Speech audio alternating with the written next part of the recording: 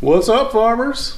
Hope everybody's doing well and making great progress on their builds during build season.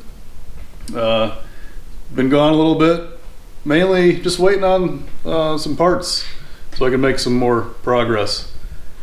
So I ordered some strange stuff to fill up that awesome Maryland Racing rear end, and it's in. And today we'll talk about that stuff. And also now I'll take you through the process of how I'm installing the coilover upper bar mount, and what I've come up with and how I'm gonna mount or install / mount the anti-roll bar. So grab a beverage and hang out.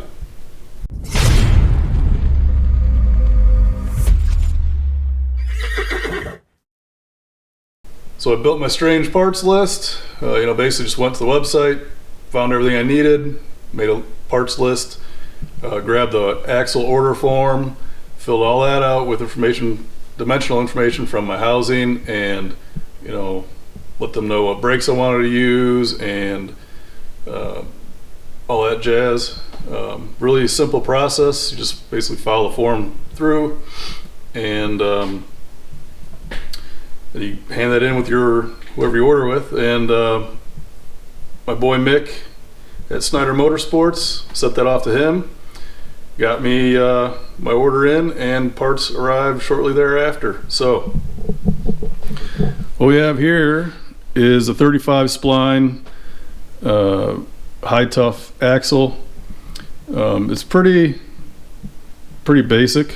I did get the lightning holes mainly just because I wanted access really to the flange bolts, but the flanges have so much room you really don't even need them, and I'll show you guys in a bit on that. But this is the first time I ever assembled an axle, so it went pretty smooth. There's really not much to it. Clean up your bolts, install them in the flange, torque them. The biggest thing that threw me off was this ring here that came with the bearing. I thought maybe it was a spacer or something, but after doing some investigating, I found out that this is what they call the wedding ring, and it's just basically your bearing presses on and this presses on, and it's a little bit tighter press fit, so it helps to ensure your bearing stays where it is mounted on the axle up against this spacer here, which isn't pre-installed. But key things when doing this is make sure your retainer is on, unless you have the retainer plates with the notch in them. But you got to make sure this is on, and make sure it's on in the right orientation, because it's pretty easy to tell, but there's a little piloting OD in here that the bearing actually pilots on to keep it in. So that's a key thing to do, because otherwise you're going to be cutting your bearings off. And everything fit super nice. I had no issues dimensionally with anything. Everything fit perfect. It's almost blown away that everything went so smooth when I installed it. But I'm gonna get that axle back in there, and we'll go from there on the next thing. So I got the axle back in. While I was reinstalling it, I forgot to mention also, when you're assembling your axle, make sure your bearing is oriented the right way as well before you go and press it on. So the big key things there: retainer plate, correct orientation and on, and then your bearing orientation, and you should be good. It's pretty simple. Then you just press everything together.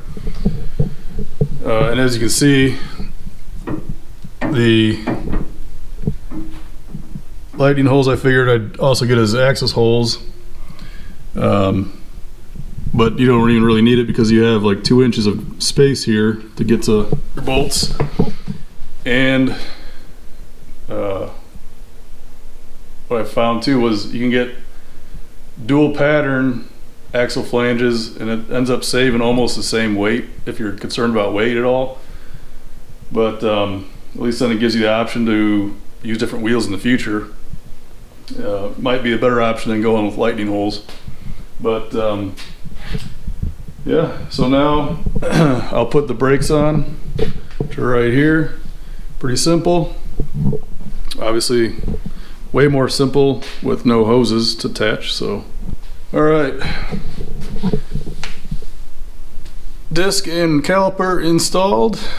Now these are Strange's low profile calipers.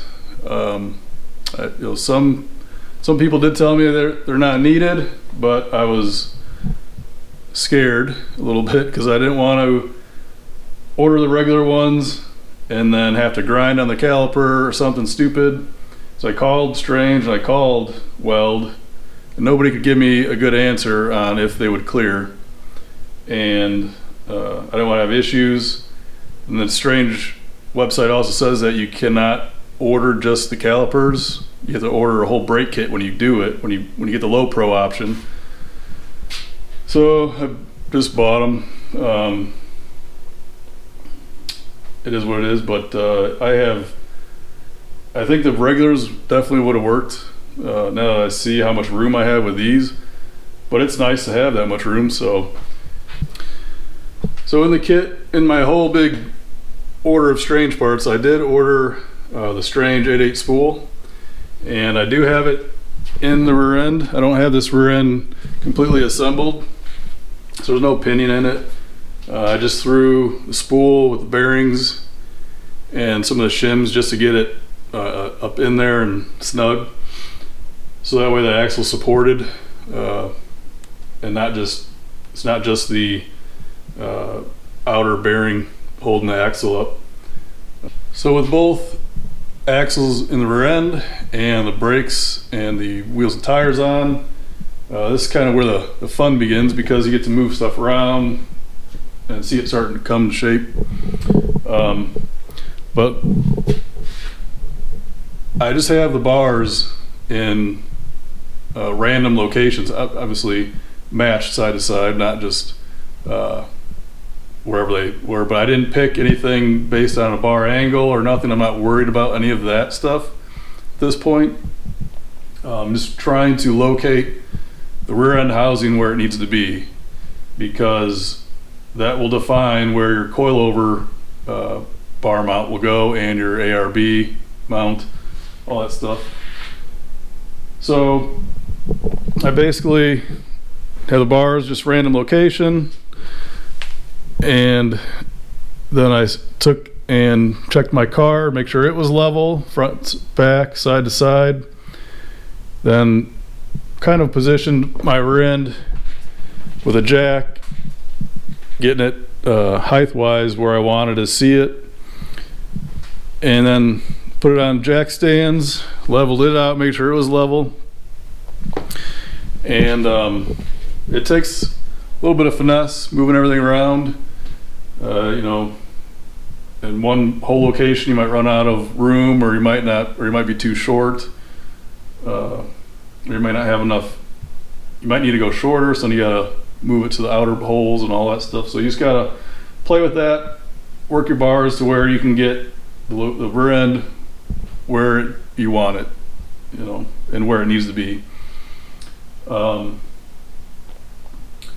Then next was working on pinion angle.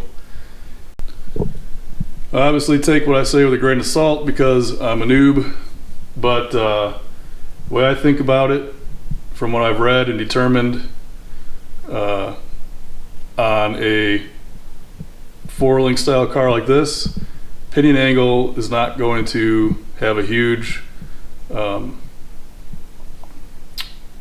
it's not going to play.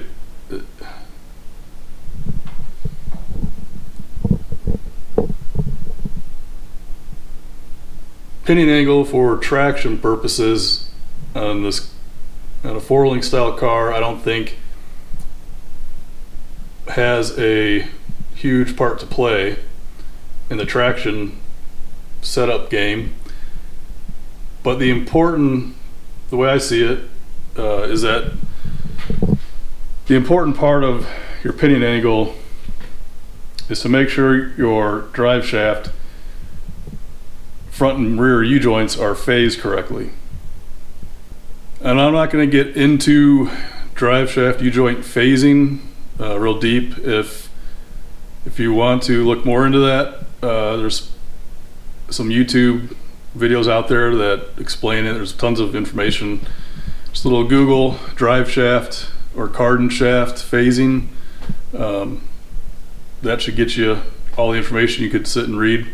But to sum it up, if your drive shaft U-joints are out of phase, then the output speed of the drive shaft will not match the input speed. The output will actually speed up and slow down as it rotates. And now it might only be, a few RPM, or it'll be some function of the phase being out of phase, how much it changes speed, but it could be enough to cause an upset in your tires. So in my opinion, that's the important part of pinion angle. And so that you don't have issues with phasing, your pinion angle should be determined by your engine and transmission angle. Seems like most vehicles have a 3 to 5 downward, front to rear downward slope of the engine and transmission.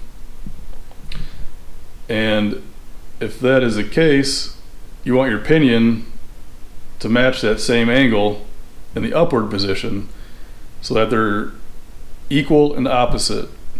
And that should get you to a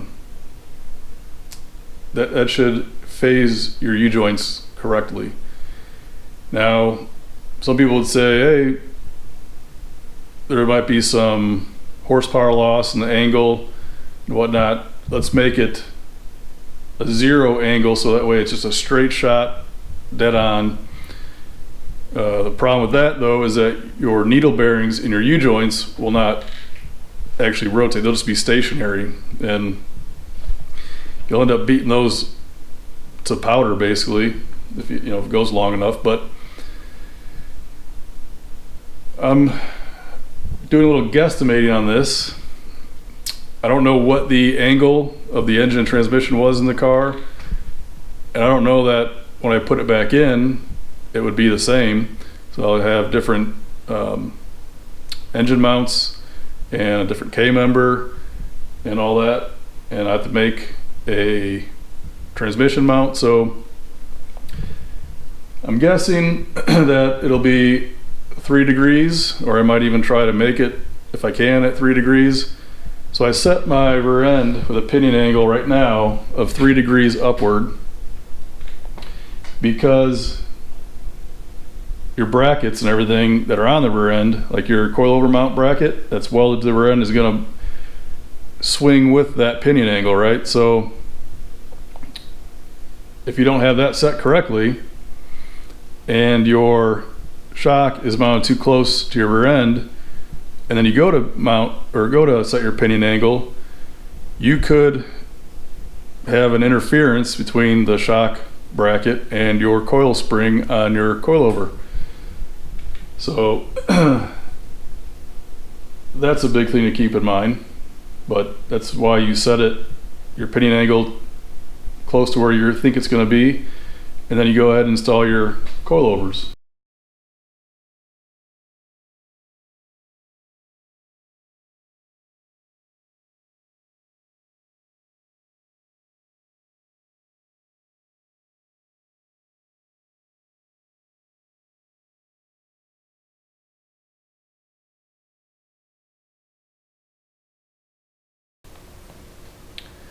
So hopefully this comes to the camera well. With these two examples, I'll explain why it's important that your shock travel direction matches your axle travel direction. So in our first, I wrote inline, but I would say this is more parallel than anything. But you have your axle, and then the motion, direction of motion that this axle is going to move in is this way.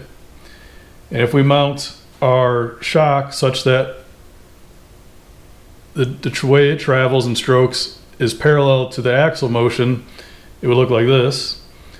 And that equates to a 1-to-1 for axle motion to stroke motion.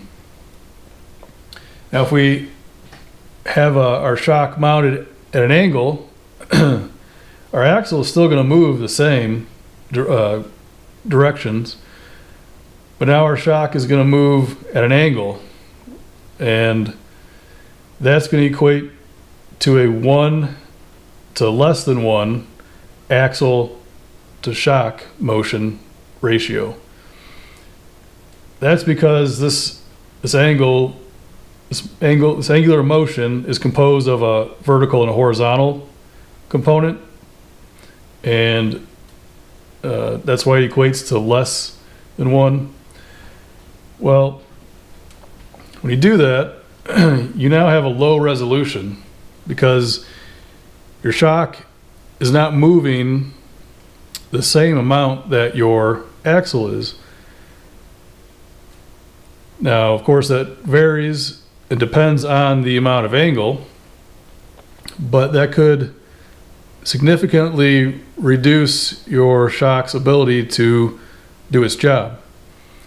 And this is the same thing for the springs that you run on your coilovers. I think the easiest way to describe it is, let's say you need to measure the tire pressure in your car, and you are at your buddy's house and he hands you a pressure gauge that goes from 0 to 100. Now you're trying to measure 30 psi on a 100-pound gauge, or a 100 psi scaled ranged gauge. You're using such a small amount of that range that it's going to be hard to actually get an accurate reading. Now, if you were handed a 50 psi gauge, you should be able to get a pretty accurate reading because your resolution is high. You can see you're maximizing the range with the pressure that you're measuring, right? Your tire pressure. So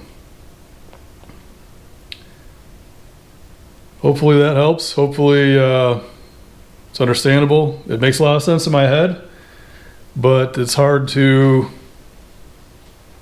describe, I guess. I'm not, that's why I'm not a teacher. So I'm sure you're thinking, that makes sense in a perfect world, Brent, but you know, our cars aren't perfect.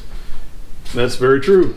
There's a lot to deal with because we have, packaging is the biggest problem, right? You need to make sure, number one, you're not interfering with the movement of your axle housing, and you want to minimize a low resolution setup. So basically all we have to do is minimize the angle as much as we can. And of course the axle doesn't move exactly straight up and down. It has a slight arc to it, right? So we have to take all that stuff into consideration and make the best decision with our circumstances.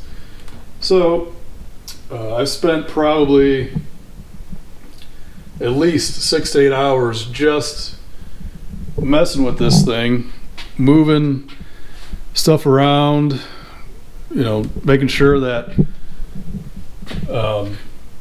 the anti-roll bar can mount nicely, the shocks are not at too much of an angle, the you know, can I fit it all underneath the trunk pan, or do I need to have it above the trunk pan?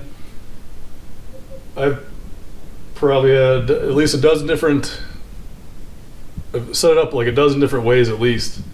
Just trying to figure things out, and